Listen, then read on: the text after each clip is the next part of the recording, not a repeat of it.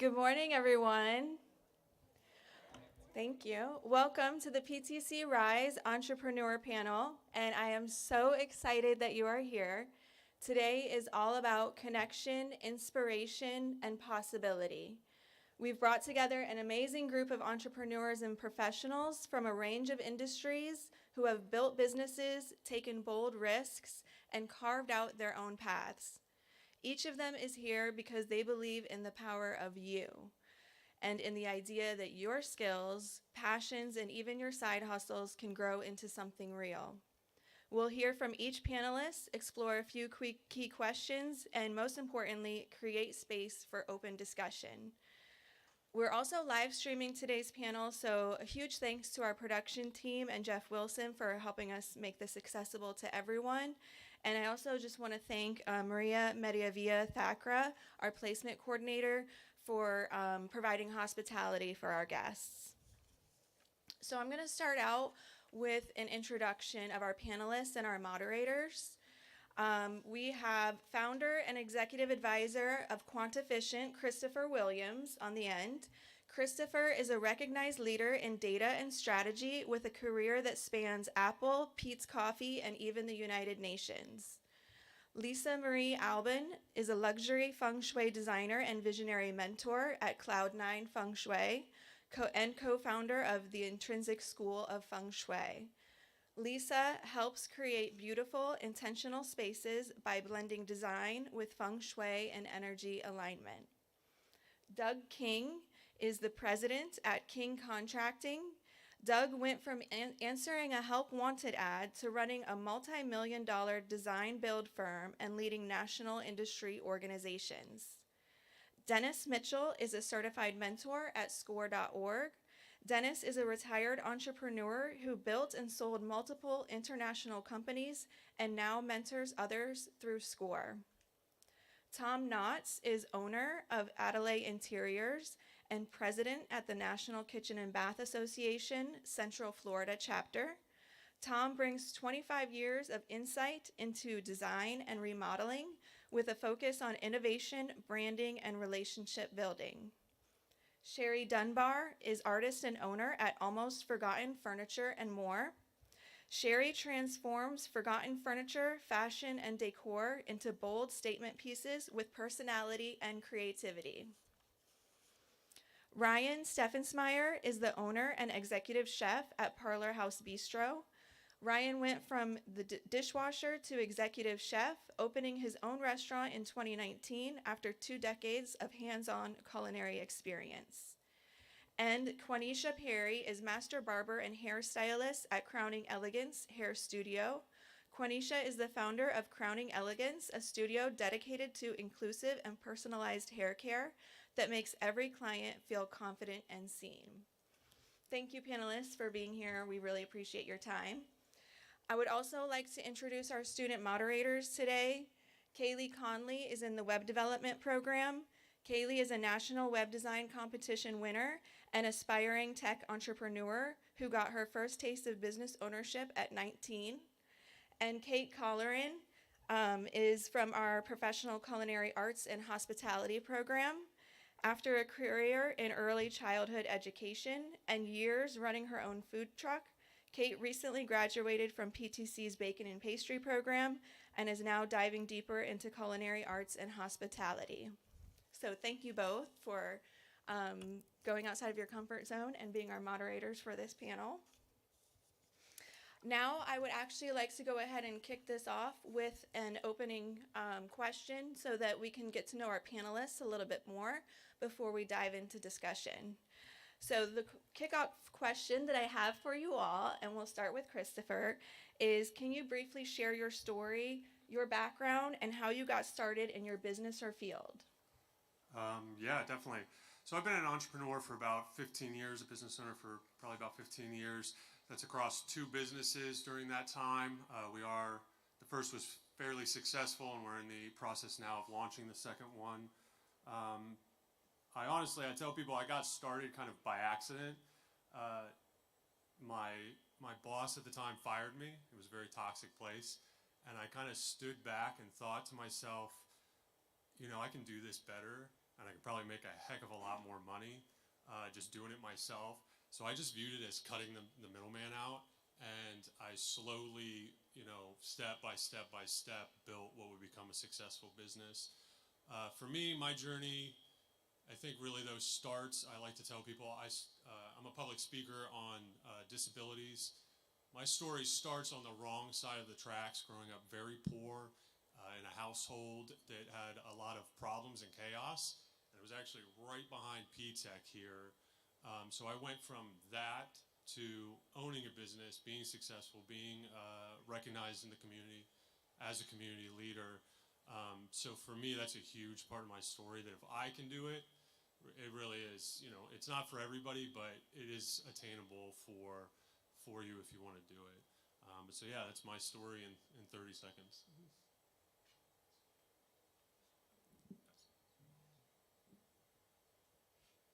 Oh gosh, I love this story, but I don't know if I can tell it in 30 seconds. That was so wonderful. But much like your story, I didn't set out to be an entrepreneur. I worked, 20 years in live television before I decided to go off on my own. It's an interesting path. I love entrepreneurship. And what I love about it is all the ingredients in what you choose to do as an entrepreneur are culminated from your life experience. So when I set out in college, I was in merchandising and design, kind of related to design in the home space. But I only ever created one fashion collection out of that, which was a wonderful moment. But what I loved the most about creating that fashion collection was a collaboration, was creating the environment and the energy. And Feng Shui has been a part of my life since I was very little. I grew up very encouraged to honor my intuition, and I explored dowsing as a child, light reflection, refraction, and light is just such a powerful part of my life, and that's why I'm here. In Florida. I come from Baltimore, by the way, so we would have months long of rain. So being in television, I found that creating the right environment could make or break the success of a television show. Creating the right environment on TV meant connecting with the viewer in a very intimate way, very engaging way. And conversely, creating the right environment for the people presenting so they could feel comfortable. And I worked for HSN, by the way. And a lot of entrepreneurs there with their inventions.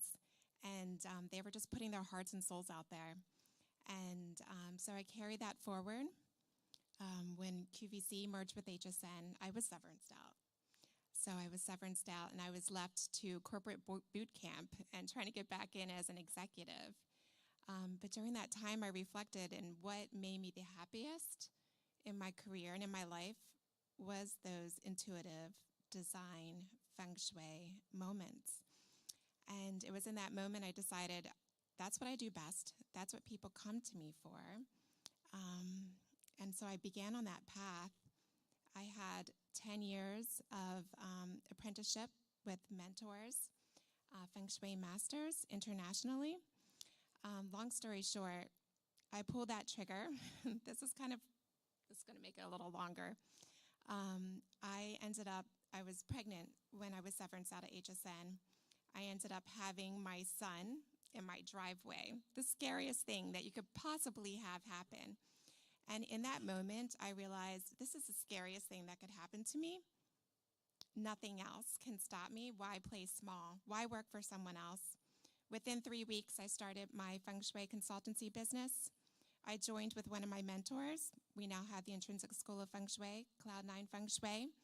I'm now mentoring a lot of entrepreneurs into integrating Feng Shui into their own businesses in real estate, in psychology, in the design world.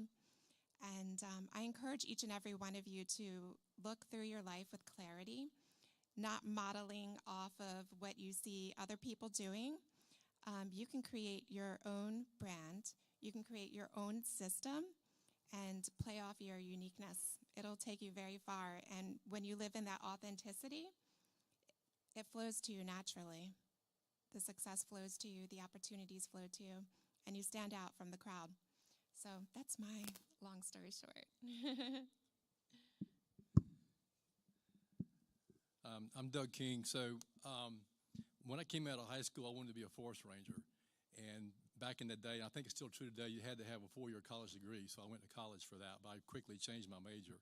So I went into the furniture world. I was in furniture production up in Virginia. I hated it. I moved to Atlanta, chasing some other dreams, things there. Worked out okay. I wound up working in the paper packaging business for about, 15 years. So I used to travel North America with working for 2 large paper companies, and I was a product development manager for paper-type packaging products. And that's the corporate world. And I realized I thought I wanted to climb that ladder. I wanted to work my way up. And I realized as you get towards the top, the funnel is upside down. It gets very, very small. And I learned to hate the corporate world. I came to Florida for boating, believe it or not. I tried 4 different things when I first moved down here. They all failed. I fell flat on my face. And then I answered an ad in a newspaper to go to work for a contractor. I did that. And then from there, I started a business with a partner. We planned to do that for 5 years, and then we split. And then I started this business 13 years ago now. And it's been just a fun ride. I wish I'd gotten into this a lot earlier, and I'd be retired right now, and I wouldn't be here sitting in front of y'all. Good morning. I'm Dennis Mitchell, and when I got out of school, I knew what I wanted to do. I wanted to be a sales guy. And fortunately, I got a job with a large manufacturer's rep company. And if you don't know what a manufacturer's rep is, they are commissioned salespeople. They are not direct employees of companies. And we work on commission. So if you sell something, you make money. You don't sell something, you don't make any money. But I figured that was the way to go. And fortunately, I got a job with a big company in the Midwest. They covered 6.5 states, and they had about 15 salespeople. And I did pretty well there. And one day we found out that RCA, who was a major TV producer, was building a 400,000 square foot plant in Taiwan. And that was a big customer of ours, and so we were really concerned. So I asked the boss if I could go to Taiwan and check it out, and I did. And I found out that most of the American TV producers were already there. Reason, 13 cents an hour labor, $30 a month, and the standards were twice what they were getting in the U.S. So I told the boss, I said, I think we need to be there. And he said, I don't think so. You could have a conflict with the portfolio, all those kind of questions. So I said, guess what? I'm going to go do it. So I was single. I went there to be a manufacturer's rep, representing U.S. component producers selling to the TV people there. And at the beginning, it was really tough. Nobody understood what I was doing. And finally, I got a very big line at the end of my first year. And that opened the door. Other companies saw the model and said that works because we want to have an American talking to us about that market as opposed to a local Chinese person. And so my business flourished. And along the way, in my first year, I met my wife. She's from Gettysburg. Go figure that one. Her dad was a colonel in the Air Force, and this was during the Vietnam era.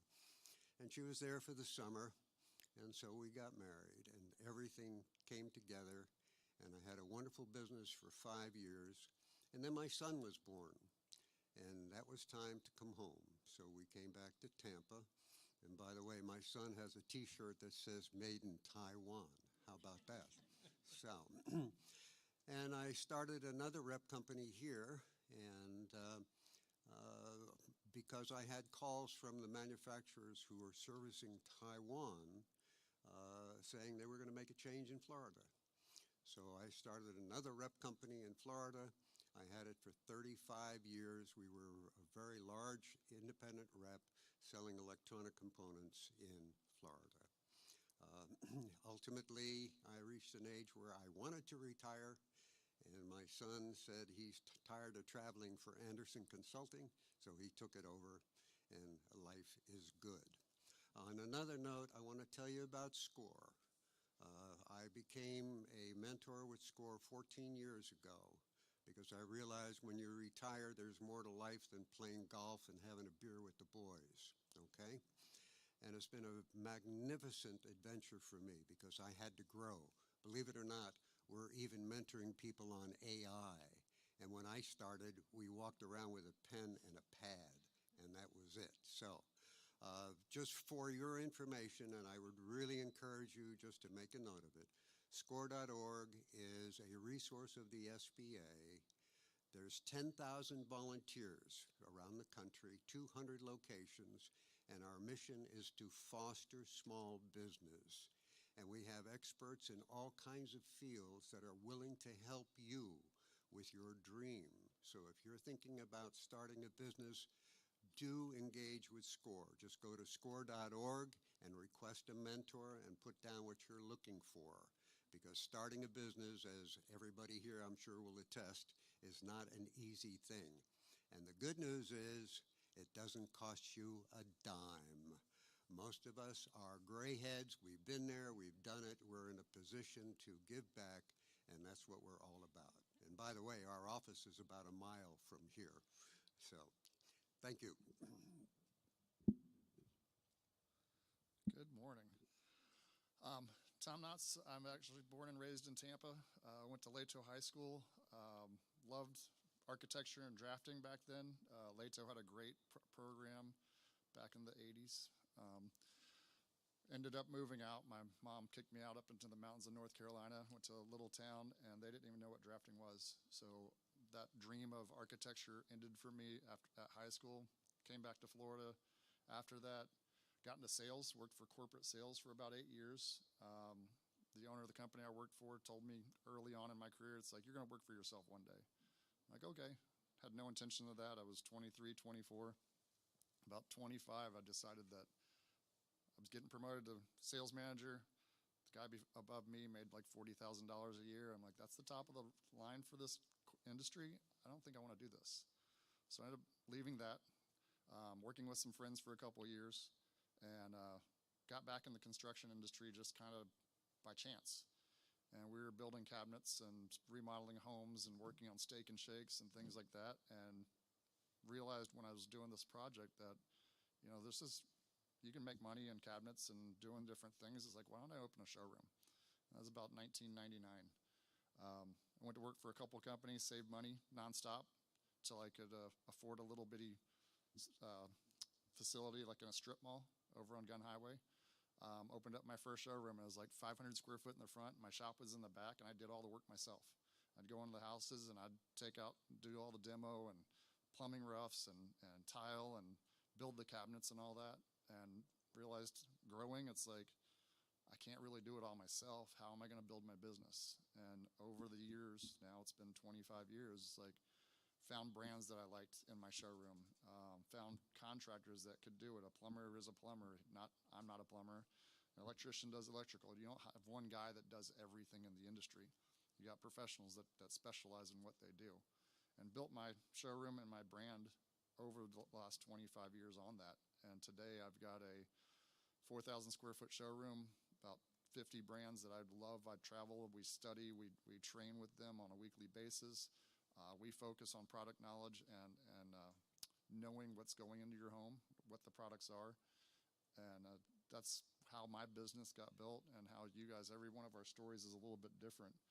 But it's, you know, find what you love and kind of follow it, and you'll end up here on a board like us one day.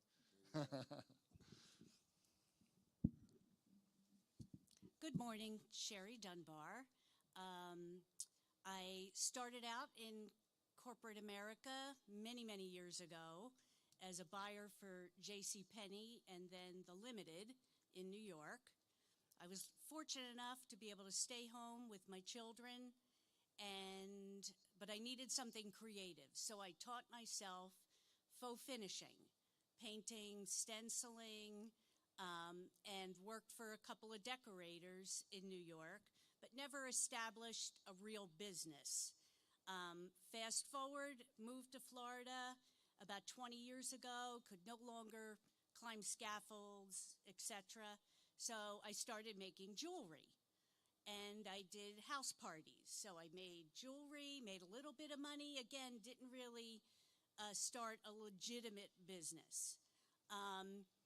Fast forward to the COVID. I'd always painted my own furniture, and everybody just loved it. So I painted for my friends, my neighbors.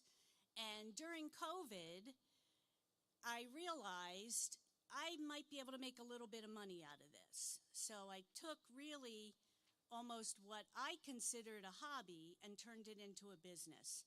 So I would rent space at different marketplaces around Tampa and Clearwater, but you're then paying somebody else rent and giving them a percentage of your sales. So again, you're not really making that much money. I love doing it, and to me it wasn't work. So back in January of this year, I rented a space in Dunedin and took the leap and opened my own brick and mortar store. And I'm legitimate. I have an LLC, so I'm now paying taxes, and I'm not a numbers person. So don't be afraid of that. You hire a good accountant, and you also call SCORE, because I worked with them. Probably I called SCORE maybe back in November when I was toying around with opening my own business.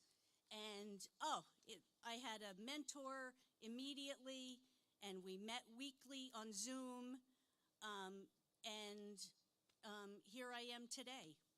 And I opened February 1st.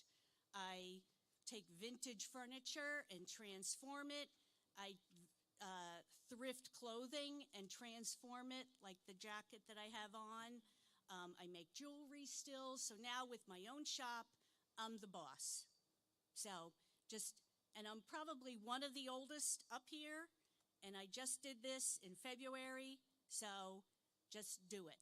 You won't be sorry.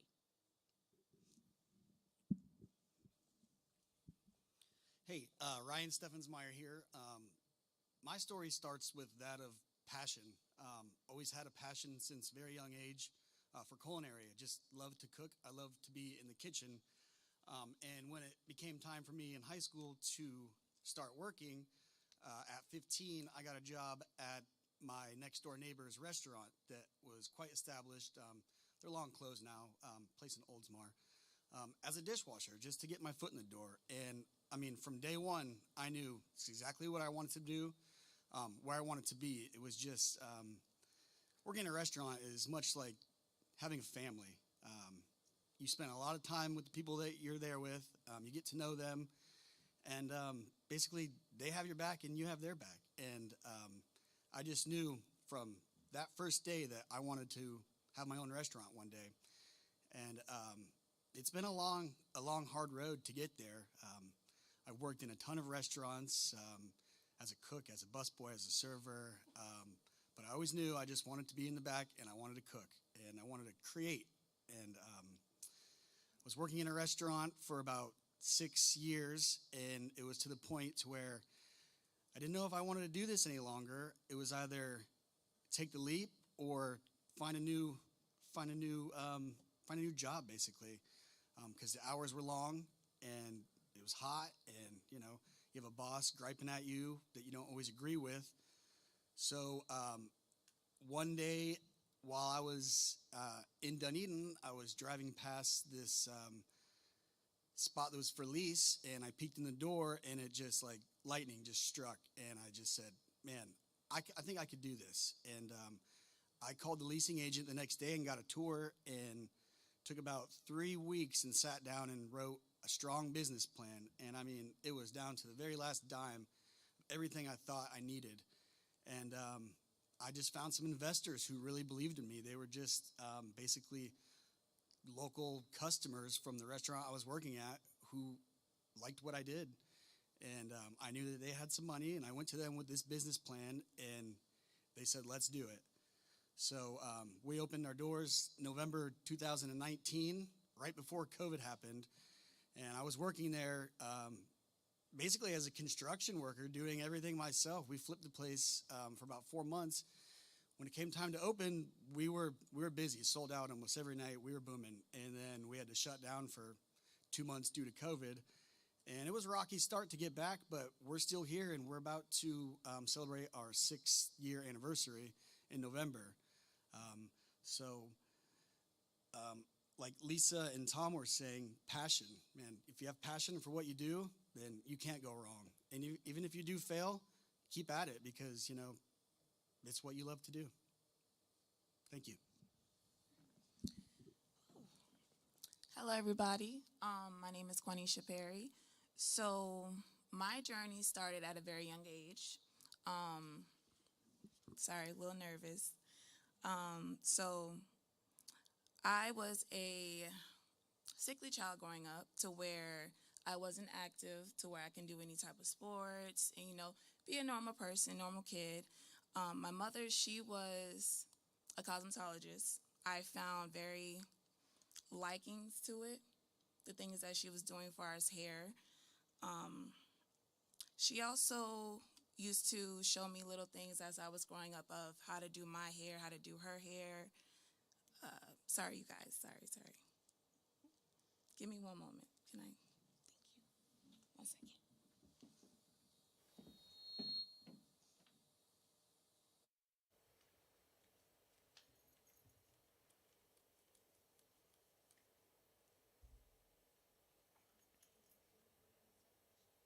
Okay, so we will go ahead and start asking our panelists some general questions. We will start with Christopher and work our way down. First question we have for you guys is, what is your most memorable failure and what did you learn from it? We'll start with you, Christopher.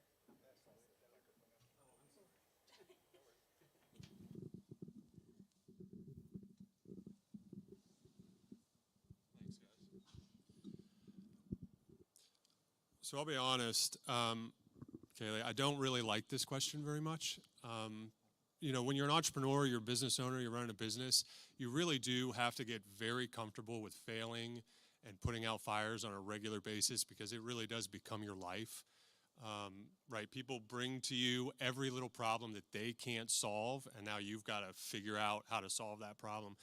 So for me, it just becomes, I don't even think about it. You just deal with problems all the time, and you kind of get in that mindset. However, that said, there is one that sticks in my mind. I think Ryan mentioned COVID being a very tough time for businesses. My vision for my business was always to have, we worked with remote teams all over the world, but to have staff members around a table, having fun, kind of like the same thing Ryan said, right? Like a family, right? And so we had built that, and we would work around this table. We had really nice offices, and it felt really good. I felt like this was my vision. I had attained it. And then during COVID, we were forced to close those offices and get rid of them. And I'll be very honest, even thinking about it now, the reason I don't like this question is it took me years to get over that decision because it really felt like I was being set back as a person. And one of the first things I was taught as an entrepreneur is don't let your business become who you are, right? Because then when it's time to move on to something else, it's going to be really hard to either think rationally about it or cut it loose. So I had told myself for years, don't let it become who you are, right? This is a business. But doing that, I sat back and thought you just start wondering, even if you're super confident, you're like, who am I and why did I do this and what am I doing? Where are things going? And you just start asking yourself all these questions you thought you had answered a long time ago. And so even thinking about this question now, it feels a little raw to me that I had to make that decision. In hindsight, I do feel like it was the right decision. I think like a lot of us probably at this table, maybe I'm a workaholic. I will work and work and work and work. 60-hour weeks don't scare me. 70-hour weeks, just nonstop. But closing those offices, we have 2 little girls, forced me to stop doing that and step back and go, this business isn't just who you are, right? And then spend time with my family. So now I'm much more diligent. I don't know if you asked, right? What did I learn from it? I'm much more diligent about separating my business life, and I still work a lot, but making time for my family and building that, just like you would build anything else, right? You want to have good relationships with your family. And so I have spent a lot of time, you all might laugh at this, but a big goal for my wife and I was walking on the beach and raising our girls on the beach. So during the past 5 or 6 years, I have gotten to watch that happen as they grew up. So huge failure, but for me, it still hurts, but I feel like I was really able to, grow as a person, as cliche as that sounds, right? But yeah, it's still, it feels very raw still. And that's coming from someone who, all I do is deal with problems all day, right? And failures. Yeah, I have to agree. This is a really challenging question to answer. So I've been an entrepreneur for a little over 6 years. And yeah, it's a series of choices that you make every day in showing up. And I'm not bragging. I don't feel I've had any failures. Choices, different opportunities. I don't feel I've had any failures, and I hear you on like the work-life balance. That's a personal thing, and that is something that really resonated with me. I have 2 young kids. I'm a single mom, and so being divided in my time and attention, yeah, I had to work through that, but nothing failed. I always had the resources to catch me. I will say the most challenging part of my business was recently during the hurricanes. I am an international business owner, so I am connected internationally. A lot of my clients are international, so that was really important, but I didn't have an emergency plan for my local projects. So when the hurricanes came through last year, clients really were struggling. I shifted from creative and design to supporting them emotionally. And that meant helping them to rebuild their lives. It was a process, though. It was choices. I shifted a lot, like you were talking about, too. It's just being able to have that flexibility and adjust to sales with the wind. But I didn't have that plan. Now I have a plan for a hurricane season, and that means during hurricane season, my online courses are, boom, they're ready to go. My marketing is ready to go. Those things that can supplement my business while I can't be physically in someone's home, which is my bread and butter, doing those large-scale design projects. So failure, I don't know. I'm a really big believer in the words that you speak are the words that you carry in your heart. And I don't believe I'm a failure, or I don't believe I failed in any way. I've changed the course of direction.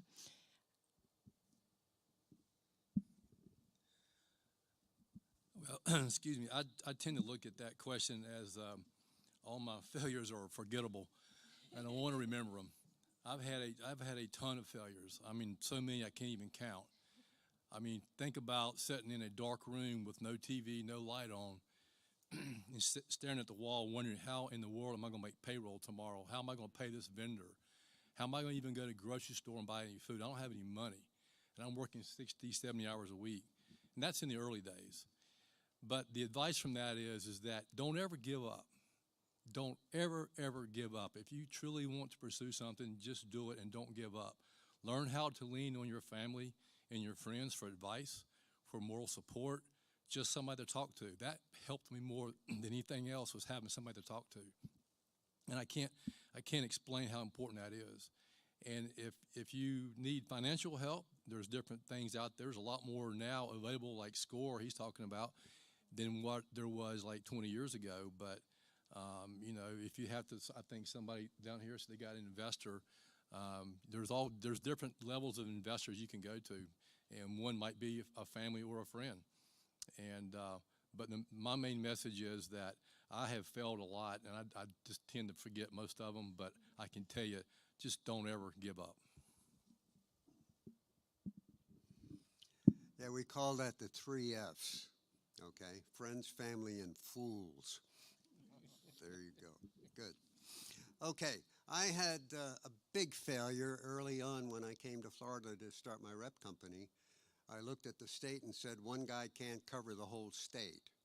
And so I found a couple of guys that had started a business, and we merged the company. They were older than me, and we worked for a couple of years. And I started getting feedback from our principals, the companies we represented, criticizing these guys, that they hadn't changed, they were doing it the same old way, and so forth and so on. And, you know, I've always perceived my business as the baby, okay? You have to protect the baby. And so I had a meeting with them, and I decided to buy them out. Thankfully, we had gone to contract, and there was an escape clause in there, and all it took was money. And I paid them off, and they went away, and I hired people that I thought would do a good job, and they did. And I'm very proud to tell you that after a year of the change, my income doubled. So if you have a problem in your company, fix it.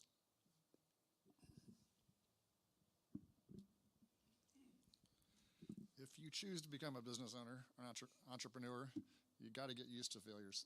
Like Doug said, there's lots of them. There's some of them that you cause, and there's some of them that other things cause. They're outside of your control. I've owned my business long enough to have gone through the Depression 2008, where we lost everything. And I thought I had slimmed my company down. I'd cut 60% of my overhead out the year before because I could see the market was going to do something. I didn't know what it was going to do, but I went from $180,000 a month to $5,000 a month overnight. I had staff of 10, and I had to let them all go. And it was the hardest thing I've ever done. So they were my people, they were my friends. I wrote them a check every week. I fed their families. That was one of the hardest moments of being a business owner in my life. We've been through COVID now hurricanes last year. Those are things that force you to do things in your business that are out of your control. There's things that are in your control on jobs. I had too many jobs at one time. It's happened a couple times in my career where we just had too many jobs. The staff couldn't handle it, and I had to let jobs go. That's painful because you know you failed. You took on too much. But it's ebbs and flows. My best advice is be flexible. Know that these things are going to come. You'll have 4 or 5 great months, and then you'll have a couple months where things go wrong. I had 1 week in my career where every day I lost anywhere from $5,000 to $15,000. A hood flew out of somebody's truck. My guy ordered a whole kitchen the wrong color. As guys put on countertops, didn't support them, snapped in half. This is things as a business owner, you've got to be prepared. Losing money is just a daily thing when you're in a business like mine. So it's like, be flexible, don't beat yourself up, learn from it, and move on. That's the best advice I can give to a business owner. Well, I live my life that failure is not a part of it, and it's a lesson. If it doesn't work out this way, some people might look at it as a failure. I don't. That's a lesson. You then plan B. I'll make that short. That's good. I would say my most memorable failure would be really knowing who you're going into business with, who I went into business with. When I first opened the restaurant almost 6 years ago, I had 3 other business partners, so there's 4. Now it's just 2. People seem to wean themselves out, mainly because we weren't like-minded.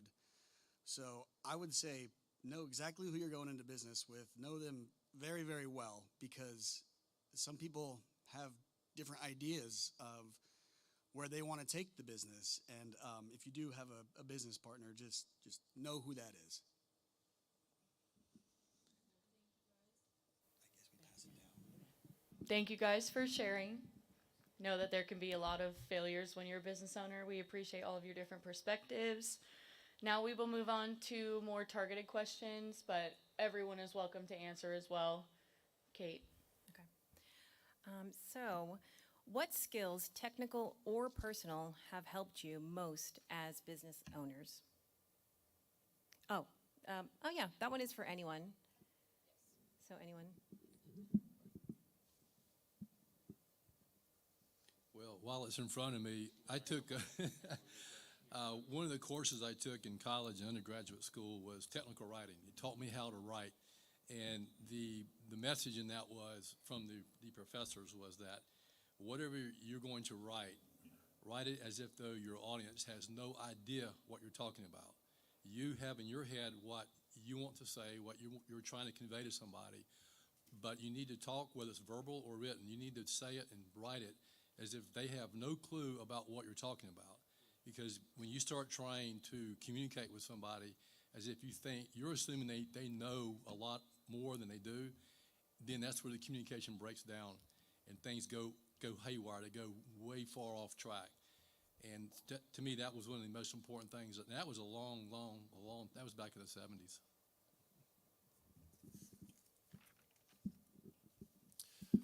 So I'm going to choose two skills, I think. The first, obviously, to kind of echo some of what we were saying during the talking about failure, is that you really are either a problem solver or you are not. And every business is just a series of different activities to make money, but every one of them is going to have lots of problems.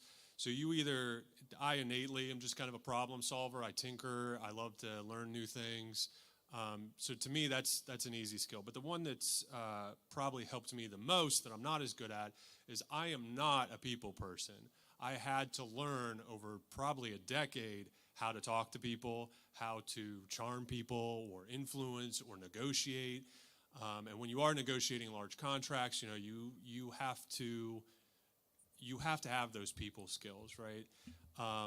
And in my opinion, most problems in the world fall down to people problems, right? Someone didn't do something right, or they didn't show up, or whatever, and you have to know how to handle that situation and talk to them where they're at, and kind of what we were just saying, right? Communicate clearly to them so that they can get what they need and they can be successful. And it took me a long time to learn that because I just tend to be a hard-nosed sort of person. I had to soften it and dial it back quite a bit.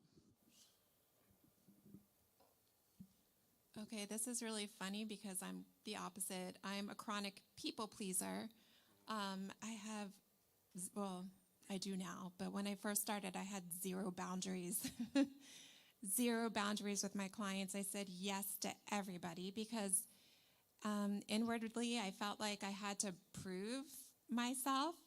That's something I would like to instill in everybody starting out is it's a self-reflection, right? So boundaries are really important. Not everyone is your client.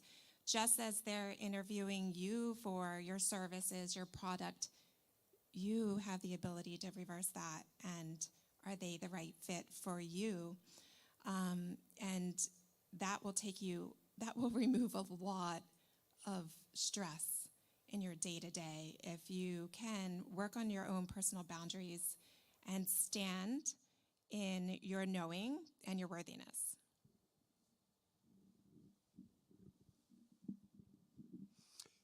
Yeah, I had a couple of them. How about communicating in Taiwan? Yeah. Guess who took evening courses to learn Mandarin? Yes, hello. Enough to get around. I couldn't sell in it, but I could go to the grocery store, and that was important, obviously. The other is I was not an engineer, and I'm selling electronic components, and I had to work to learn it, to speak the language and understand the value propositions that my customers require. And that was quite an adventure. And the good news is I found some people that were willing to help me. They were my customers, okay? And I would sit with these lead engineers and we'd talk about technical stuff, and I got a terrific education, enough to be dangerous, okay? I can't design a television set, but I could speak the language. And that was really, really the driver that got me to where I was. And it all boils down to the most important thing. And, if you take nothing else away, you have to have the fire in the belly, okay? That's what the driver is. It's just like in the restaurant business. Have you ever washed dishes, Mr. Owner? There you go, okay? How about cleaning the restroom? There you go. There you go. So keep that in mind. You have to have that passion, and it makes you do things that you might not think you could.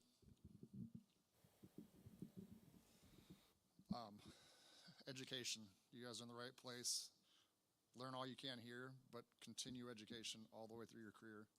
Education sells. You're all going to be salespeople no matter what career you go into. You don't have to sell if you can just speak knowledge to what you're speaking about. And that's the most important thing. So continue on the path you're on. I'm always trying to develop new techniques in painting, upcycling, repairing furniture and turning it into something that wasn't originally intended to be, and which makes my business stand out because everything is one of a kind. You come into my shop, if you purchase something, no one else is going to have that item or that piece of clothing. So just try to be different and continue learning whatever skill set you have. There's going to always be something new out there to give it a try. So I would say that treating your staff properly is probably the best thing that's made my business successful. And if you don't have a good staff, and especially in the restaurant business, you don't really have anything. So you always have to be aware that they're people too. You know, yes, they work for you, but everybody has problems. Everybody has issues. And if you're not mindful of that, then they're not going to want to put the best work that they can for you, which in turn is what really makes you money is, you know, your staff in the restaurant business. Yes. So just knowing how to treat people well and how to speak to people professionally, but also getting your point across is very important. So kind of going back to what Christopher said is learning how to talk to people really is very, very important. Thank you all for sharing. Our next question is going to be for Sherry and Tom. However, Lisa, you touched on this a little bit as well. Anyone is welcome to answer. In a creative business, how can your personal story or style become part of your brand, and why does that matter? Well, I think I almost answered that in the prior question. You want to stand out. You don't want to do what everybody else is doing when you're in a creative field. So find something that does that for your business, something that's different. You know, you can walk into a lot of shops and find white painted furniture. That's not me. I'm not your girl for that. So if you want something that's a little different and that gives you a dopamine hit, you come into my shop. I own a kitchen and bath showroom. It's cabinets, countertops, appliances, and all that. My brand or my branding is I'm taking experiences from my youth. I remember growing up with my grandmother preserving foods, going to the market, buying things in bulk when they're on sale, and processing foods and making jams and jellies. So our experience when you walk into my showroom is we cook and teach you how to use your kitchen, and your kitchen is the heart of your home, and you want to be comfortable and be happy living there. We're not trying to sell you products. We're trying to explain to you how important it is to be happy with where you live. So your brand is not necessarily what you sell. Make it your personal.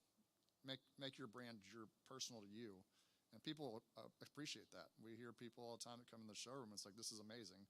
This is what you're showing me. I would have never thought I walked into your showroom and you're cooking fresh foods, or you're steam cooking, or you're doing these things that most people have forgotten about. And we tell a lot of the young people that come in, it's like, you better learn how to do this, because not too long from now, food's going to get too expensive, and you better learn some of the stuff your grandparents should have taught you and bring it back into your home. So it's fun. Have fun with your brand, make it personal to you, and it'll show through.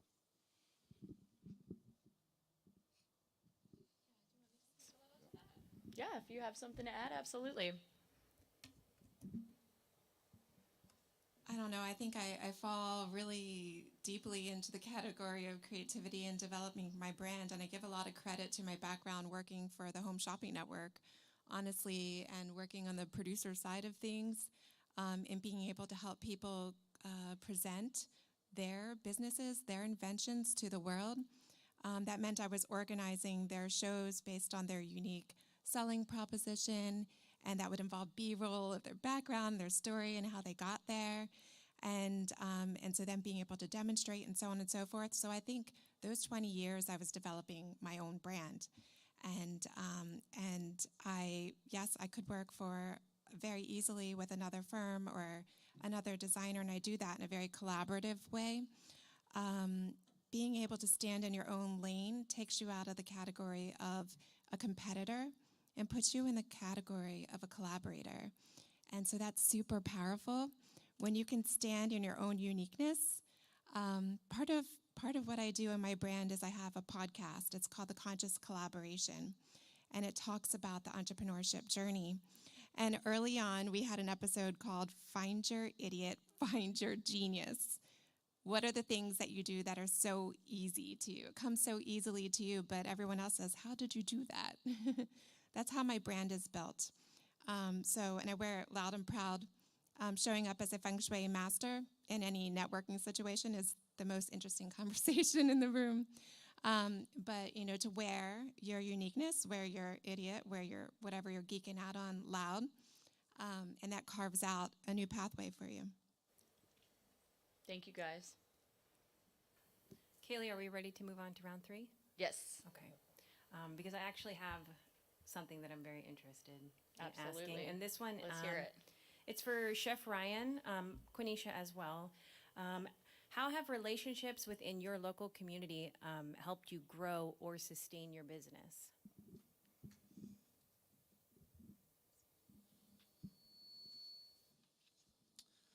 Yeah, so relationships with local community is everything because that's who's really supporting you.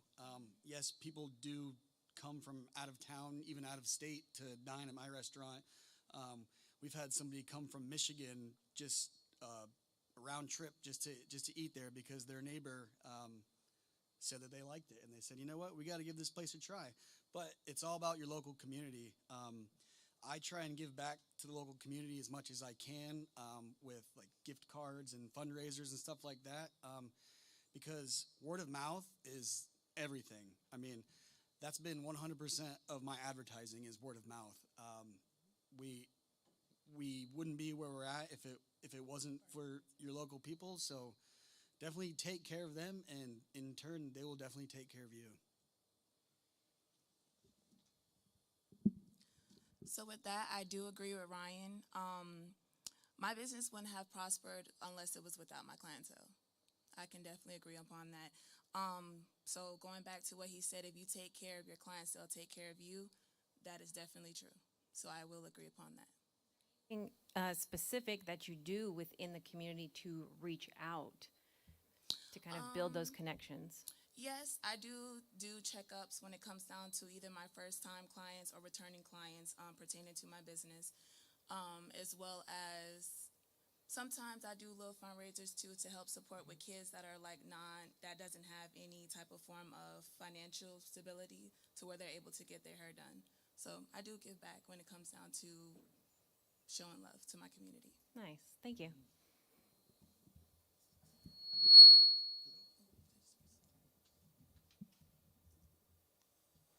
So this is for all of you lovely panelists. Thank you again for being here and sharing so much helpful information with all of us that are, students, that a lot of us want to kind of be entrepreneurs as well.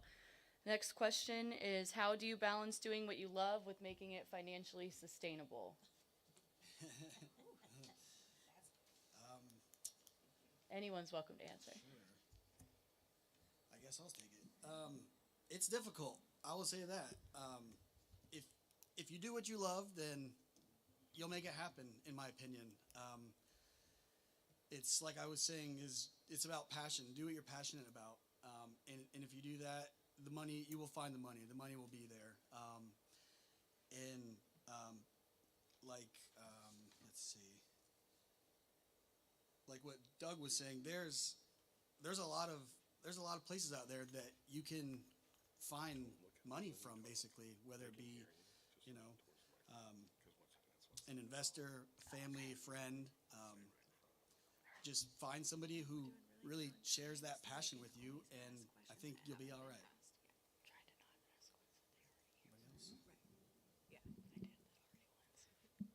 So, longtime business owner. My wife does marketing for like Walmart, Costco, and all that. She makes lots of money. She calls my business a passion project. That's fine. My daughter, 21, she made more than me last year on paper. Owning a business, like we've all talked about, it's 60, 70, 80 hours a week for lots of years. I love what I do. It's not like going to work. I'm going to a place where I'm having as much fun as I have anywhere else. But I also take 4 to 6 weeks off a year. And that's what my business provides me. When my kids were young, I got to go on vacation with them all the time. My wife couldn't do that. So balancing life, home life, and family and business, that's why I don't mind working 60, 70-hour weeks, because I have that much time off with my family and my kids, and I've got to see them grow up. And we have all these great memories of doing things and go camping and go anywhere, travel around the world. So yes, put all your time into it, but put the same amount of time into your family and mental health. Don't kill yourself working all the time. And there's more than money, okay? If you have a passion, it's amazing what you can do. And I have an example in my family. My daughter, she was a pharmaceutical rep, and she came home one day and said, I don't want to do this anymore. I have to do it at assisted living facilities. It's depressing and so forth.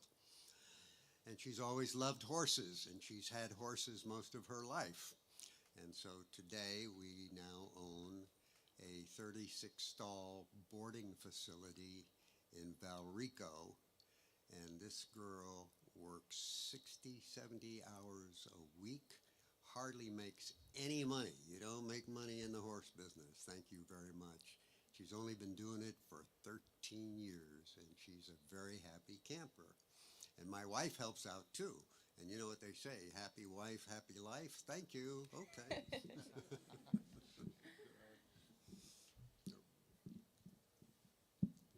My advice is that a hobby is not that can't be the way you live. You can turn a hobby into a business, but that's very difficult. And you have to separate the fact that it's a hobby. That's something you do on the side to have fun with. If you're going to turn it into a business, then you have to treat it like a business. Otherwise, it's not going to work. I'm not saying you can't do it, but you've got to learn the business side of whatever you do. So this question, and my answer is kind of for anybody that thinks about doing anything. Number one, it's going to be a lot harder than you think it is. How many of you are working right now? How many of you think you're smarter than your boss? Probably everybody, right? I've been there, done that too. I can tell you that, and you might very well be, but it's going to be a whole heck of a lot harder than you think it is. And I use this example a lot because I got guys that say, like, well, I can go out here and, I can make $55, $60 an hour doing this. I'm like, okay, fine. I said, you're thinking about a 40-hour work week where you're working 40 hours and making $50. All right, get it. But when you go on your own, you're going to be spending more than half that time meeting with people, writing up bids, putting together plans, blah, blah, blah. You're only going to work about 10 hours a week at your rate you're talking about. So you're going to take a huge cut in pay when you go to work for yourself because you're not taking into account, you're not thinking this all the way through. So it's going to be harder than you think. You're not going to make a lot of money at first. Like I said earlier, you just got to never give up. But it's very difficult. And starting out with that, if you got that mindset and you've got that ability to stick with it, you'll be fine. But it's not easy. So your boss is not as dumb as you think.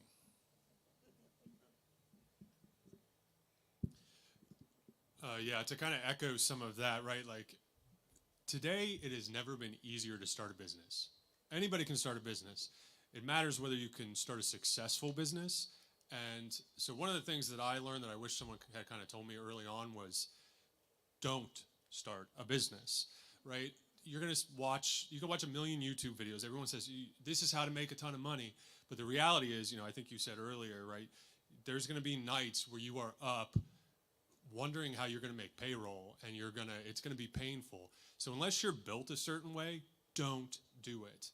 But if you are that person, then absolutely do it. So how do you balance, doing what you love then with the financial aspect? For me, it's you probably have problems. Your business probably has, the business you work at might have problems. And you can look at those and go, okay, other places, other people have that problem. How can I fix that problem? And people will pay you to fix their problems. So find the problems that you love to fix, and then other people will almost certainly pay you to fix those problems because they don't want to fix them or they can't figure out how to fix them. So balancing that, don't just do what you love, don't do your hobby necessarily. Find the problem that everybody has and fix it, and you can make a successful business off of that. Yeah, I'll start by echoing a lot of that. When I decided to start my businesses, my dad said if it were easy, everybody would be doing it. A lot of us are corporate refugees. So if we were paying attention, we learned a lot of business.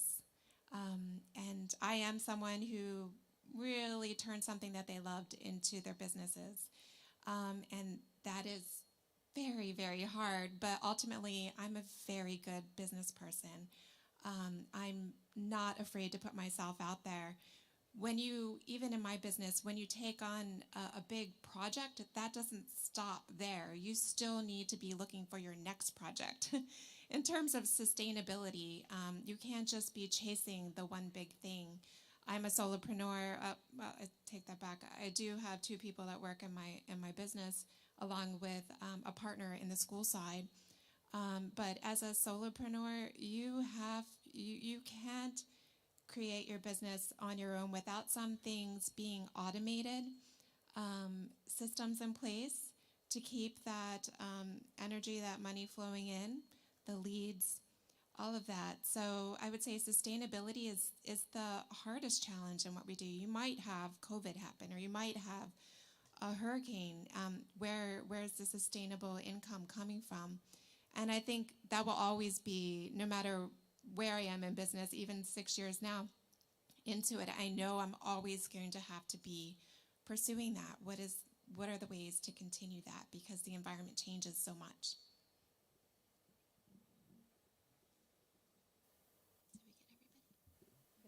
So I would like to ask the next question to any of the panelists who'd like to answer. How did you find your niche and stand out in a crowded space? Can I take that? Yeah. Okay, I'll take that. I feel I stand out in my space doing design through a feng shui and biophilic design lens, incorporating energy work into what I do. Do you know anyone else that does that? Probably not. A lot of people find me through Google. There's a lot of impressions of me out there. I'm really the only one that does what I do. So there's not a hard sell there. If people are contacting me, it's for a reason. So I would say to make, and just to expand upon that a little bit, I have a lot of opportunities come to me through collaboration. I work with other designers because I can wear so many hats. I understand what they're doing. So I think in charting your business, whether it's a large firm, a store, whatever it be, ultimately you need to be searchable and findable and getting as many unique impressions out there as you can. And you're not going to find them through hiding behind your keyboard or putting out mailers. Ultimately you need to make those connections.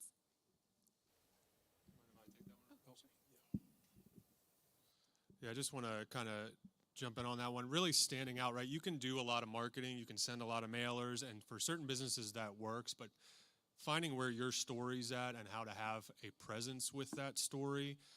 I do a lot of public speaking just out of my passion for the topic, but I tie it back into my business so that my phone is always ringing because people know who I am. In Florida, definitely, it is still, right, we've gone from mom and pop with rapid growth to like middle market, and a lot of these businesses are struggling, but it's still very old school. You can get a job or you can get business because you know somebody, not because you spend a bunch of money necessarily on advertising. It does come down to those relationships, and Florida is still very much like that, especially in the trades, obviously. It is so standing out being that person that welcomes other people or knows what your story is and can communicate it clearly, and finding out what is different about you versus anybody else and putting that out there.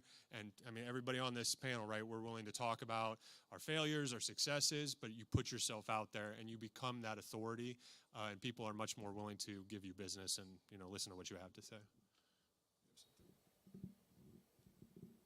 So my business is a little bit different because my client picks my competition for me, so I never know who I'm competing against.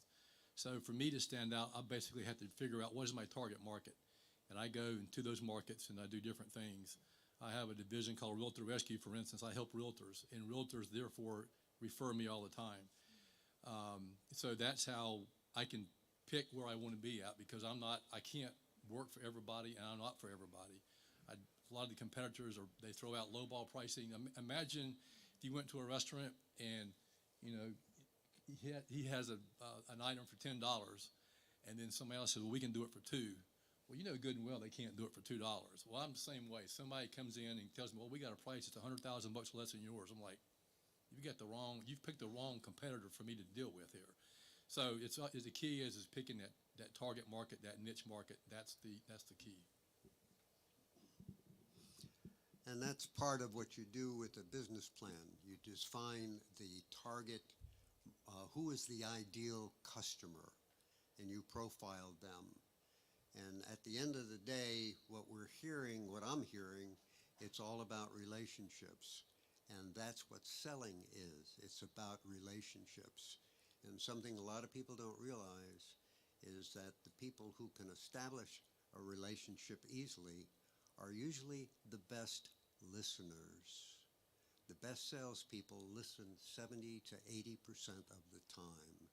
And if you listen long enough, your client's going to tell you what they really want.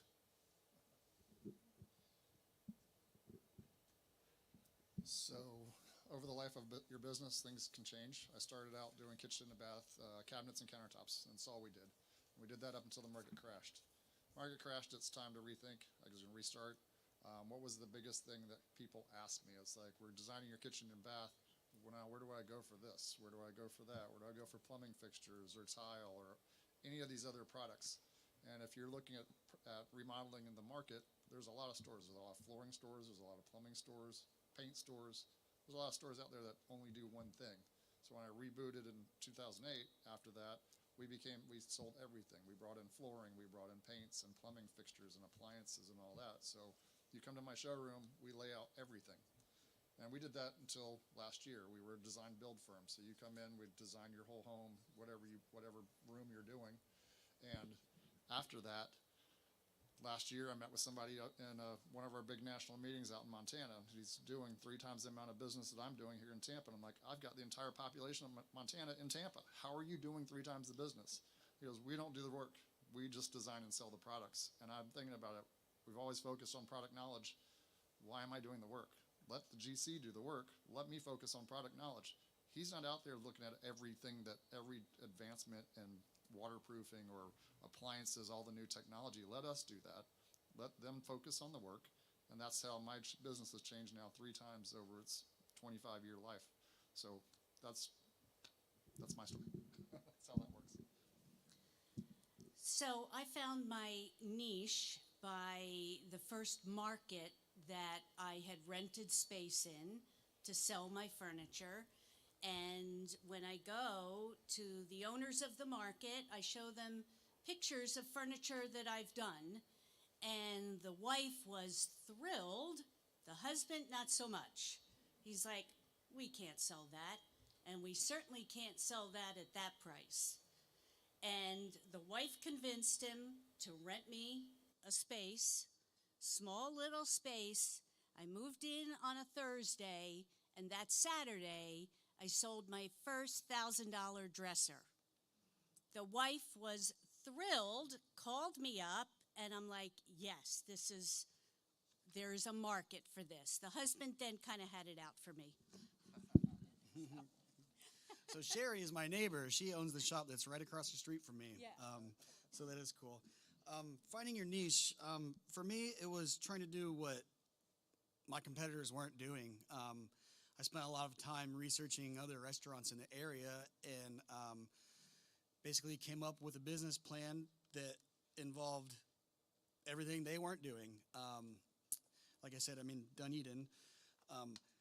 I wanted to transform you and take you to a place that didn't look like the outside of the building, because I'm in a strip mall, and usually successful restaurants, they don't wind up in strip malls. Don't quote me on this, but they say that 70% of restaurants fail within the first year because it is such a difficult business. So I wanted to transport you to basically the streets of New Orleans. That was my inspiration. And it's the decor, it's the lighting, it's the service, it's the music, and on top of that, it's the food. So just finding your product that, you know, I keep going back to passion, that you're passionate about, is really key in that.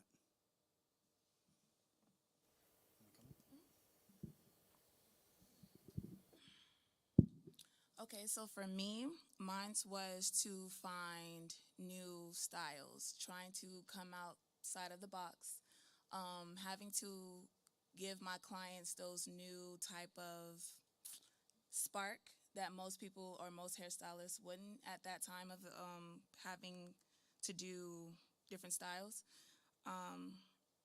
Like Ryan said, it goes back to passion.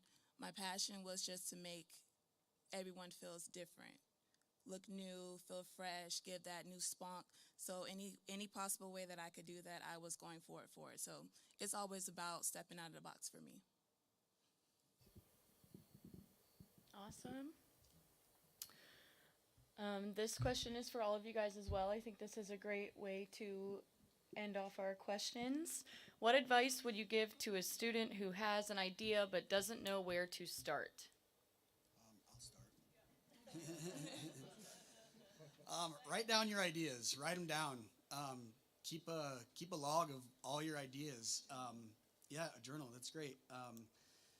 It is difficult to start out, and really the first thing that I did was write a business plan. Go on Google and research how to write a business plan, and there's plenty of information out there that will guide you on the steps you need to take to do that, because you can't just go to a bank and say, hey, I have an idea, give me money. They're going to say, well, what's your plan? Show us how we're going to get our return of investment. So if you have a strong business plan, do a lot of research, look at your competitors, write it all down, and that would be basically the first step. Comment? If you have an idea, you have to network and find out if that idea is sustainable, if there are people that are interested in that service. Go walk into shop owners that, you know, are similar to what you're thinking, and talk to them. A lot of them are a wealth of knowledge. I have many friends that have brick and mortar shops all around from Sarasota up to Newport Richey, and if I go into a shop and it's, oh, I like that, I would ask the shopkeeper, you know, how did you start? What did you do? What was your first step forward in making your dream happen? So just network.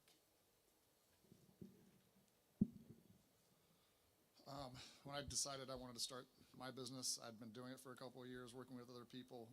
I went to work for somebody else in the same business. Actually, two people. I worked for two companies doing the same thing, so I could kind of see how they functioned, how their business worked, kind of see how, get some tricks of the trade. Very important. You can't learn these things in school, and I've hired students from this school. My showroom managers graduated here 9 years ago. There used to be another design school over in Tampa that's gone now, but there's things that you can learn, that you have to learn in the trade. You can't learn in the books. You can't learn it in YouTube. You can't learn it in class. There's things you have to get out in the industry. Do that. Expose yourself. Apprentice under another business, and get the exposure like that before you take the leap and start it on your own. Saying AI doesn't have all the answers? Not Yeah, yet. there you go. It's coming. Oh, well. Okay, we call that the proof of concept, okay? You have an idea, you build a prototype, You ask people, and don't ask your family or your friends, because they're going to tell you what you want to hear. So you want to get out in the real world and get some feedback. And we have a wonderful tool that we recommend to most of our clients when we first start with them. It's called a Lean Canvas Business Plan. If you've ever done a business plan for a bank, it's 20 pages plus. They want to know how many teeth your children have and all kinds of things. But this Lean Canvas, and it's available on our website, PinellasCountyScore.org, is a one-pager where you have the entire value proposition. Okay, who is the market? What's the competition? How's the pricing? Blah, blah, blah, blah, blah. And you end up with a single page that tells you whether or not you should move forward. It gets you to think through the whole process. And the analogy I like to use is, if you're going to build a building, do you dare build it without a blueprint? And that's exactly what the Lean Canvas business plan does. It was invented by Harvard, I'm told, so it's pretty good. So this would apply to whether it's a product or a service. So first thing is, you have an idea. Then you ask yourself, well, who would buy it? The next thing is, why would they buy it from you? And the third thing is, who else is doing it? And then the fourth thing is, how much is it going to cost to make it or to provide the service? And then from that, you create your business plan, like Ryan said. But the headliners for those are target market, the niche, competition, and then do your research. I 100% agree with everything that everyone is saying, but I want to and also I really loved my SCORE mentors, just a shout out there. I love my mentors, really greatly appreciate those opportunities of apprenticeship. But the one thing that I would add is to really embody, like, if you have the idea, start embodying it now in small ways to start feeling comfortable with living in that new way. So start thinking about what your day would look like. What would you be wearing? Start getting comfortable with the idea of living in your business. And even before you pull that trigger, just fully immerse yourself in it. Spend some time meditating on it. You need to make your nervous system comfortable with that idea. It is very scary to start out and to put yourself out there. But I promise you, if you start living it in small ways, you're really just stepping into it at some point, with some help from mentors. Hopefully, the tools are. I love that business plan as well too. But on the psychological side, try that out. So yeah, I'm going to echo a little bit of this and then kind of expand on it. For me, the biggest thing to go from idea to really kind of working everything out, getting the plan, putting it all together, was having a mentor. I still have a couple Fortune 500 executives that I'm very close with that I can text them, I can call them. We can have lots of long conversations about, it could be anything from why doesn't this work and why can't I make it work to, man, this doesn't feel great right now. But then I would also expand upon that and say, plug into a network of other entrepreneurs and business owners. I know an enormous amount of them that I spend a lot of time talking about, both in my industry, outside of my industry, because you're going to talk tons of shop about what it is that makes a successful business, whether it's a product or a service, successful. And I think right when we all kind of got together, right in the room over here, the first thing we kind of started doing was, I think I asked, right, like, oh, how much revenue are you at right now? And where did you come from? How many years did it take you? You start building that relationship of, let's compare notes. And maybe we're not going to ever sell each other anything. That's fine. But we're definitely going to learn from each other. But I would definitely get a mentor you trust, who's a little bit older, who's been there enough times. They don't have anything, that they're going to, you can't always trust your peers, I don't think, but that mentor will guide you and answer those questions and help you start building things, even when you're 15 years into your business journey. Awesome. This has been really great dialogue. Thank you guys so much. Now we're going to turn the questions over to the students. Just raise your hand if you have any questions. Please say your name, introduce yourself, and what program you're in. Someone will bring you a mic. Any questions? We have one over here.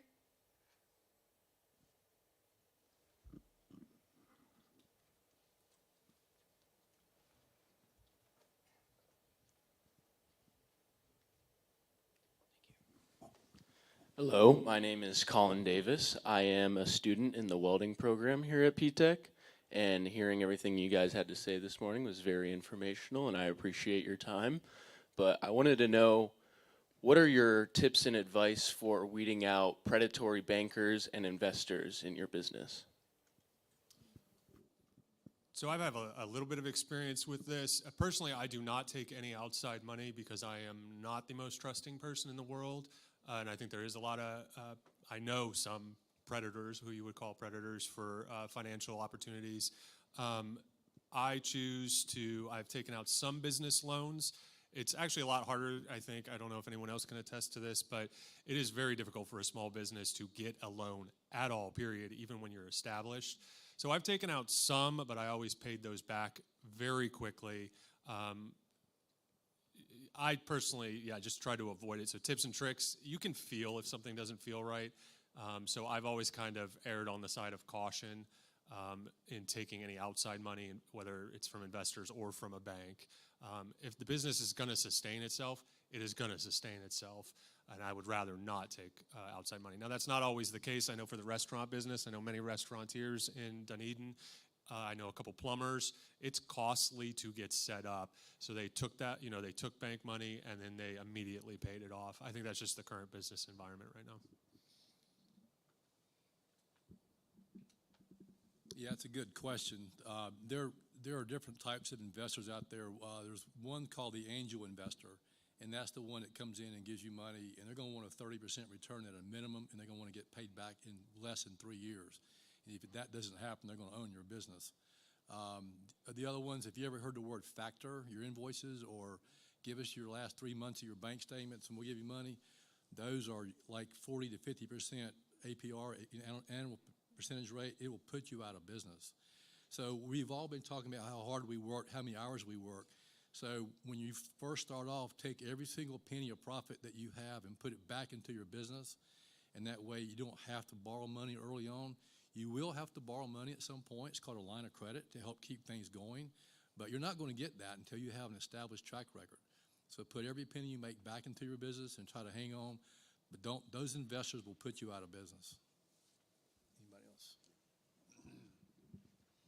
Yeah, one of the things that we do in SCORE is we look for resources that can help our clients. And as you can imagine, probably the greatest limitation in starting a business is financing. And so we check these people out. We have one of our members is the manager of the local Better Business Bureau, and he checks them out. So we have alternative finance resources. We have some banks that have told us what their sweet spots are, okay? And every bank has a sweet spot. I mean, don't let them kid you. And if you are going to get external funding, there's always the SBA. You need to be in business for a while, 6 months, a minimum of 650 credit score. And also when you set up the company, be sure to build the credit for the company, not you personally. Go get credit cards in the company's name so that you can build that. That'll help you in the long run. So if anybody's interested in, learning more about that, that's what we do, and we'll be happy to share our information with you.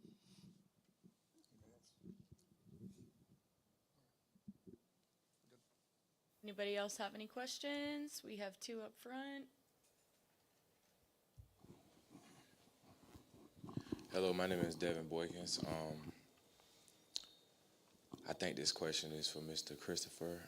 I like that your story, it kind of resonated with mine, and I would like to know about what kept your drive and your ambition to keep going to be your business owner.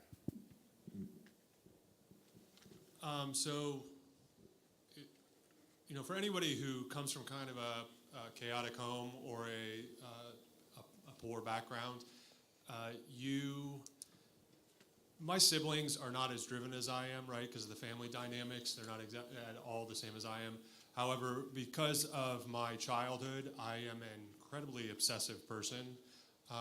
When other people talk about learning resilience or learning to stick to something, that's just not personality-wise. And that's kind of why I said earlier, don't do a business unless you're built a certain way. And for me, I'm just built that way, right? I'm going to research everything. I'm going to spend lots of time working because my problem is I don't know how to stop, right? So my childhood really lended a lot to that, my personal story. I still am, and just to give you a little perspective, right, when we're talking about money for a business, I have a large operational savings account for my business because for me, growing up poor, I'm always worried where that next dime's going to come from, and that gives me the assurance that I can do whatever I want. So there's this dual, right? My childhood gave me this obsessive personality, and a lot of entrepreneurs do report having guilty feelings that keep them driven. They actually feel just guilty about life, and so it keeps them driven, or they feel that something like that. But then I also have this other side that to my personality as well, where I don't want to have a boss. I think a lot at this table might be able to relate to that. Question as well. We have another one up front here.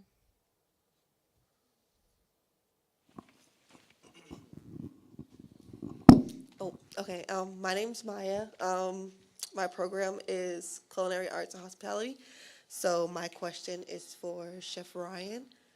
As you were going up your chain of command to own your own restaurant, what was some of your biggest challenges that you had to overcome? Biggest challenges is basically doing what the boss wanted me to do. And that's probably like everybody here, like Christopher was just saying, that's why we opened our own businesses, because we didn't want to have a boss. We wanted to be our own bosses. So, you will butt heads with the owner or the boss or the chef or whomever it may be who's above you. But they have a lot of information too, So I would say the biggest challenge is definitely doing what I was told, honestly. So, yeah.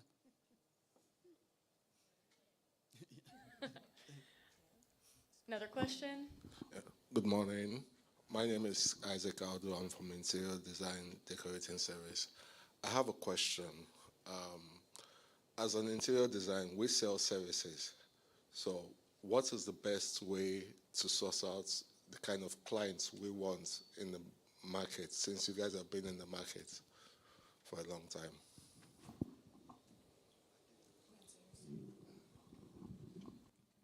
I think you're asking how to how to find your niche in the market as an interior designer. Well, good thing at the showroom next month, we're going to have that conversation with two well-established interior designers. And it's all about that topic. You find out, I would say, what do you want to do? Because the interior design industry is so broad. You could take the class here. You can go into picking fabrics. You can go into actually designing kitchens and baths. You can go into commercial spaces, residential spaces. So what do you love? What drives you to be a designer? And kind of follow that, talk to people, find people in that side of the industry. Because there's a lot of options for you. And then build your brand based on that. So network with them, as we talked about. Kind of learn from other people, learn from your peers, learn from find a mentor. Anybody else want to talk about that? Before I get to you, so you're talking about as an interior designer, is that a business owner? Is that what your question is? Okay. Right.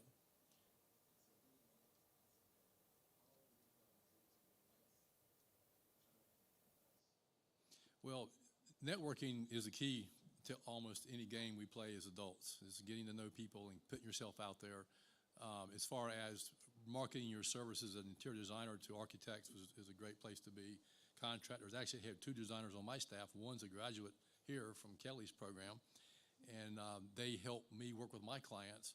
So contractors, architects, designers, anybody that building designers would be a target market for you. But I'm going to let her speak more to that. Yeah, I just want to clarify that I understand the question, but talking about resale, and you're talking about how do you find your niche in the interior design aspect. So do you mean finishings? Where do you find your sources, or is it more process oriented?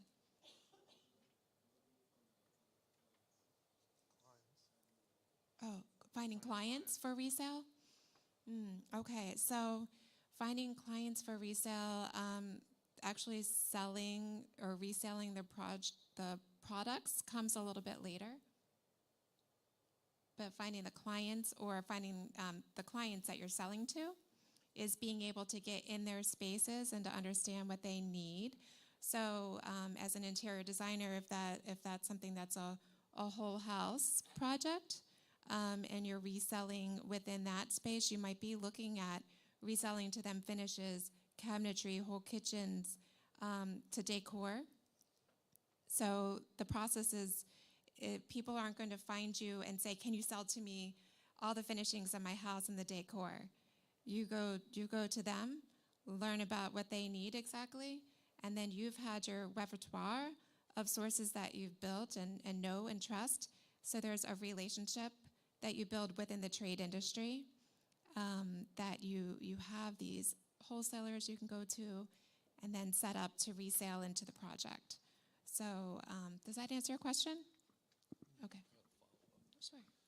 So as a follow-up, and I'm sorry I may not have understood your question right, but when I mentioned networking, join trade organizations like National Kitchen and Bath. I'm a member of that. I'm also a member of the National Association of the Remodel Industry.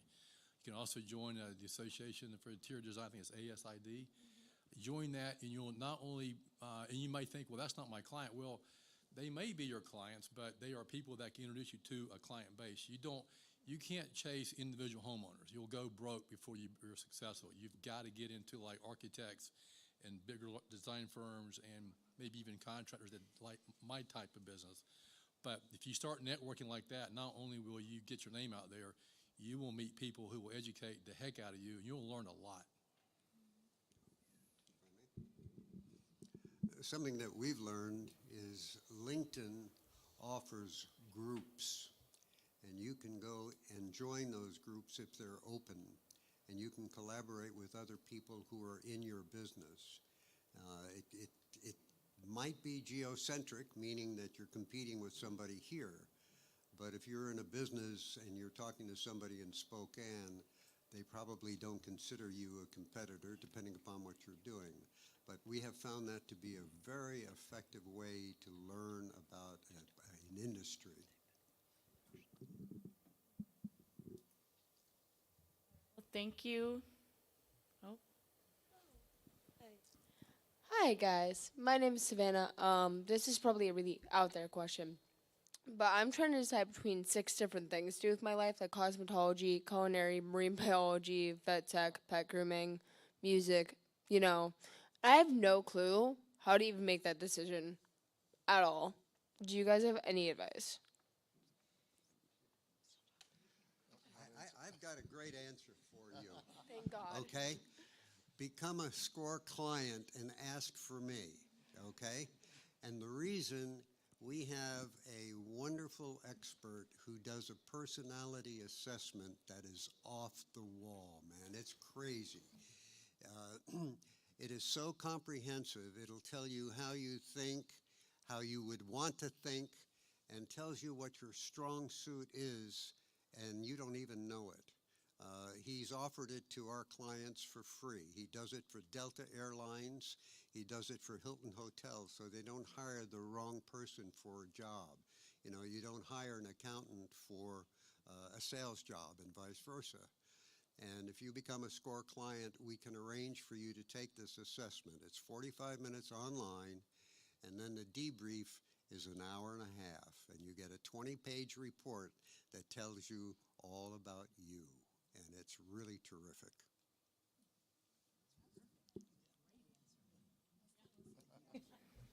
Line up. Let's go. All right, go ahead. Another question? I think we have one more on the other side as well. Okay.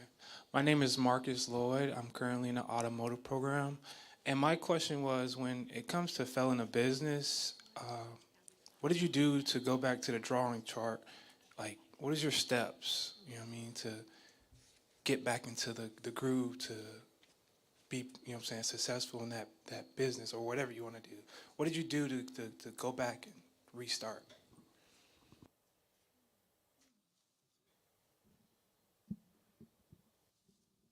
Let me make sure I understand your question. You're saying after a failure, how do we get back into the groove again?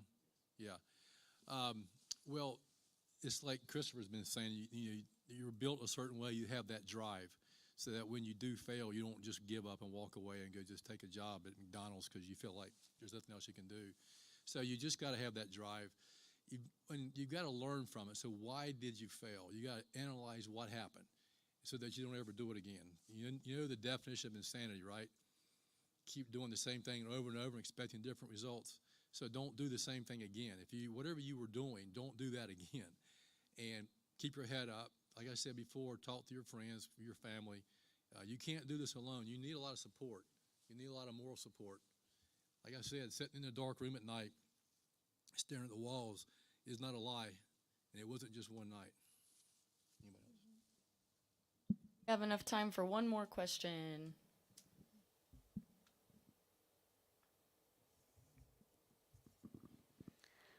Hi, I'm Jaden Robards. I'm part of the interior decorating services. So the question that I had was about the LLC, creating your business whenever you end up figuring out what you wanted to start your business with. What's kind of like the procedures of starting the LLC and getting your LLC for your taxes and starting? I know this is also a really good question for SCORE, but in the interior design world, it applies for everybody, LLC. I think most of us start as LLC, I believe. But going to SunBiz, go to SunBiz, do it yourself. Don't pay for someone else to do it. Super easy. Get your EIN. If you're going to be reselling, get your resale certificate set up and ready to go. Figure it out later, but make sure you have yourself established. Look up the name of a company and make sure it doesn't exist already locally. Yeah, so I do a lot of nonprofit work, and we just had to do this for a nonprofit, and I've helped a lot of business owners do it. Someone wanted to charge $1,500 for the nonprofit. It's a very similar process to the LLC on SunBiz. They wanted to charge $1,500, and I laughed, and I said, let's just sit down and do this together, and it takes 5 minutes. It's much easier. It's about, I don't know if anyone knows off the top of their head, $150 or something right now. And it's a no-brainer. Make sure no one else has your name, and there's a lot of resources. I'm sure we can. Right. I would say LLC is a membership. So that's usually meant for when you have multiple partners in a business. I would suggest that you go the corporate route and make an S corp. You can do all that online at the Florida. It's called sunbiz.org. That would be my recommendation. Another consideration for an LLC, and the LLC is to give you personal immunity from liability. That's the driver, okay? And the question that comes up is, how will you be taxed? The IRS does not recognize an LLC. How about that? They're only concerned about you and your taxes. So you can be set up as a sole proprietor, as a sub-S corporation, a C corporation, or a partnership. And when you're starting out, we generally encourage people to declare the tax status as a sole proprietor, because you don't need a separate tax return for the business until you grow it to the point that you do want it, okay? It's a Schedule C on your personal return for the business. You still have to pay the taxes, but you're not paying an accountant to do a business return along with your personal return. So again, this is the kind of stuff we get into all the time, and I would encourage you to, find a resource that can help you, and hopefully it would be SCORE.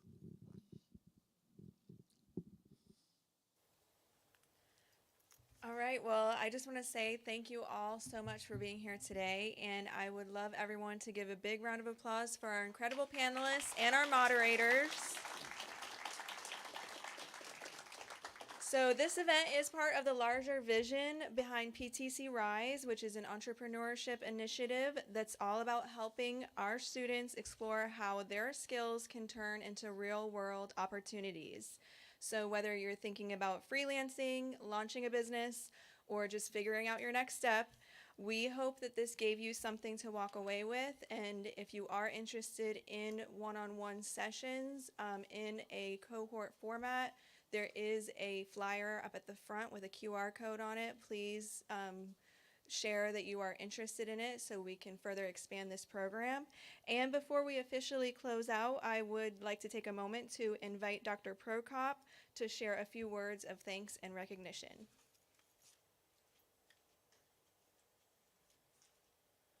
Good morning. Wow. Thank you so much for being here today. I learned a lot. Love your stories. Very inspirational of what you have done. I'm sure my students feel the same way. Absolutely fantastic that you donated your time to the community here today.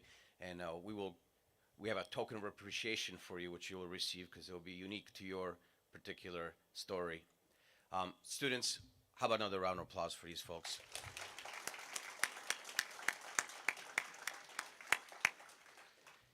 We at Pinellas Technical College are striving to reach the pinnacle of career and technical education. I loved one of the comments, find a problem that nobody can solve but you, and they'll pay you to solve that problem. You guys are all learning how to solve problems here that many people do not know how to solve. I'm a former automotive technician that turned to education because I found my passion, which is helping others to give back, very similar to Chris. So I'm so happy that you're here. I hope that if you get another invite, you'll be considering coming back if we do this again. I'd like to thank Ms. Marianne Schaefer for putting the program together and realizing her vision. Fantastic job, Ms. Schaefer. Our wonderful moderators, which if you haven't read in the bio, we have a national gold medal champion here, just recently medaled at the Atlanta Skills USA. She and her partner competed against only top gold medal state winners on a national stage with 8,000 competitors in the various trades. And we came in first, and that was a fantastic job. So thank you again. I believe there's some time for some informal networking, so we'll officially close out the panel. Much appreciated. Have a great rest of your day. Students, you as well, and enjoy your weekend.